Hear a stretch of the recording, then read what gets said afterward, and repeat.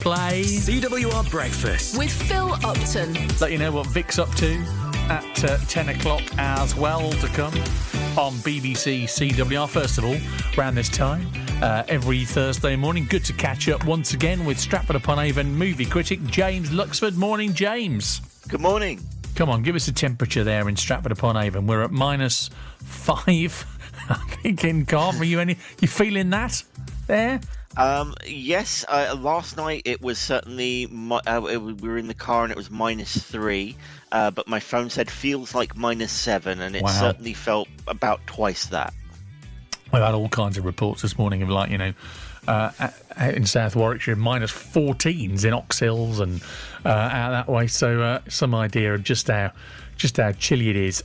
James is here for their good, bad and on-demand movie picks. So James picks us something that they recommend we watch for the weekend, something that suggests that we should give a wide berth to, and something from streaming services you can watch for free at home over the weekend. So James, we're going to start with your good, if we may, please.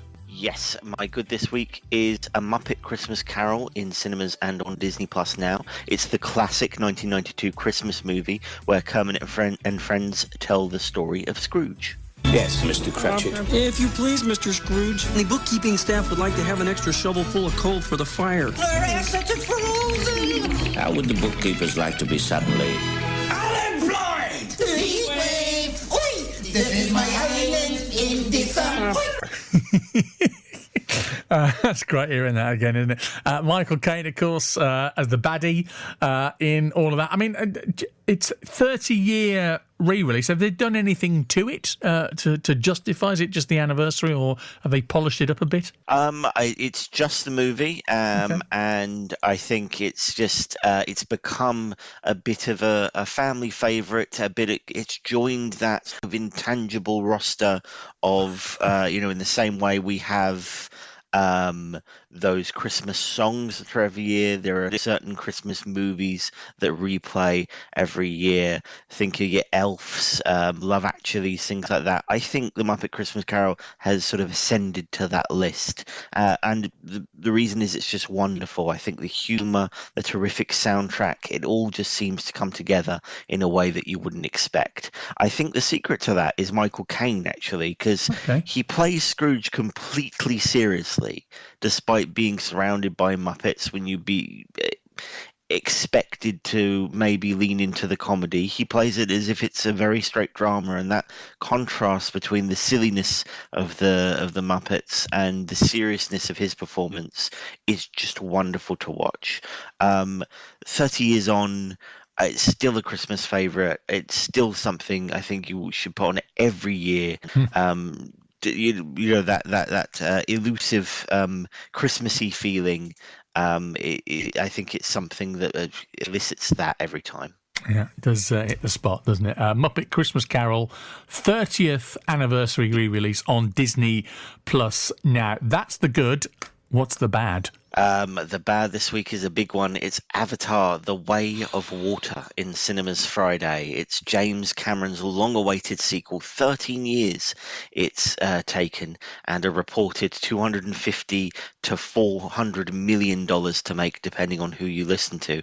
We're going back to Pandora, where the alien species, the Na'vi, face a new enemy. Why do you come to us? I just want to keep my family safe. Treat them as our brothers and sisters. Teach them our ways. Keep up, Forest Boy! If you want to live here, you have to ride. Let's do it.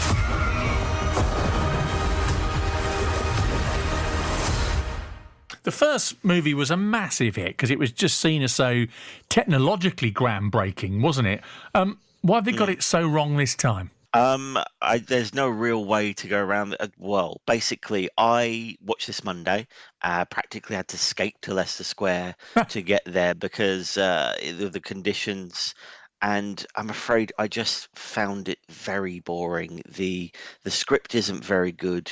The characters are underdeveloped. Hey, it looks terrific. If you're going to take, over a decade and a reported $250 to $400 million, it's going to look good. It looks superb. The environments, the characters, but that doesn't really matter when the story doesn't draw you in. It feels a bit hollow. My wife, I was describing it to my wife, and she remarked, "So it's just a very long screensaver." Yeah, for me, 3 hours of space fish and recycled plot points. I found it very disappointing, and I think the visual achievements will be enough for some people, but it just wasn't for me over the course of 3 hours.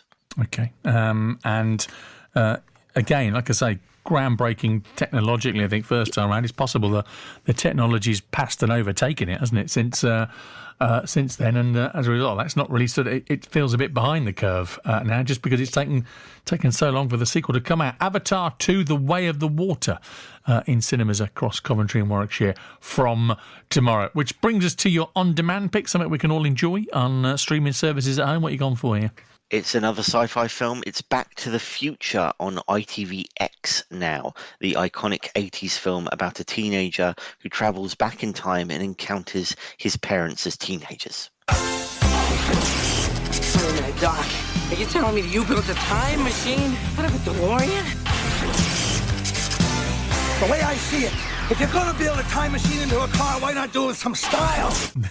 And you're only going to hear that first note of that music and you're transported back there. Great soundtrack as well. Yes, superbly put together, an absolute classic.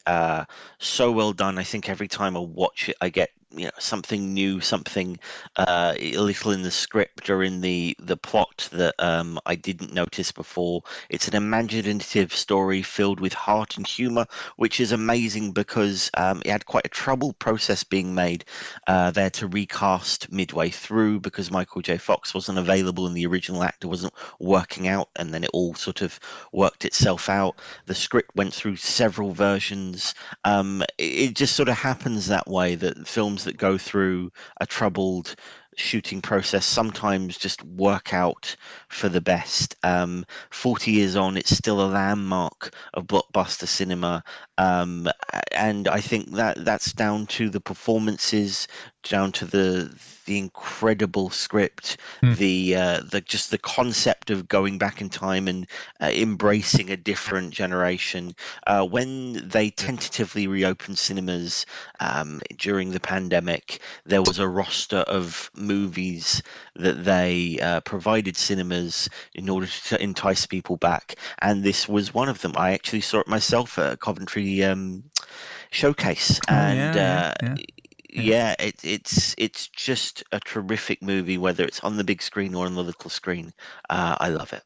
Great, fantastic stuff. And ITVX, if you want to catch Back to the Future on this weekend. James, we're thinking maybe next week we need an all festive lineup from you next week. So maybe thinking about that and pointing us towards maybe something we can be watching for our festivities. We'll speak next Thursday, okay? Thank you. Yes. Thank you. James Luxford, our movie critic in Stratford-upon-Avon this morning. James is good, bad and on-demand picks. Great to hear that bit of the Muppet Christmas Carol as well. Again, their 30th anniversary. I mean, that just in itself, doesn't it? 1992 when that came out. Re-released in the cinema. I think we need a bit more of that, don't we, this morning? There's magic in the air.